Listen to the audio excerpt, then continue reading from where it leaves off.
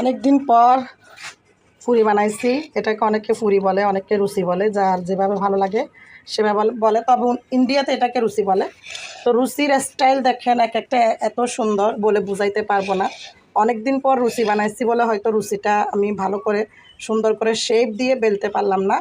তো যাক, দোকান থেকে নাস্তা এনে বাচ্চারা প্রতিদিনই নষ্ট করতেছে, কিন্তু কেউ খাচ্ছে না। একটা পরোটা 10 টাকা, একটা রুটি 10 টাকা, মানে 10 টাকার নিচে কোনো নাস্তাই নাই। তো দেখেন এখানে অনেকগুলা রুচি মানে ফুরি বানাই ফেলছি। তো এখন চাটা বানিয়ে নেবে। এটা চার রং রেডি, এদিকে দুধ চিনি রেডি করে রাখছি। তো অনেক দিন পর নাস্তা বানাই, মানে ফুরি বানাই, চা খাবো, দেখি সকলের খাওয়ার মোমেন্ট এবং স্টাইলটা কেমন হয়, সবাই কি খুশি হয়েছে নাকি, আর আমার হাতের বানানো নাস্তা সবার কেমন লাগে এটাই দেখাবো আজকে।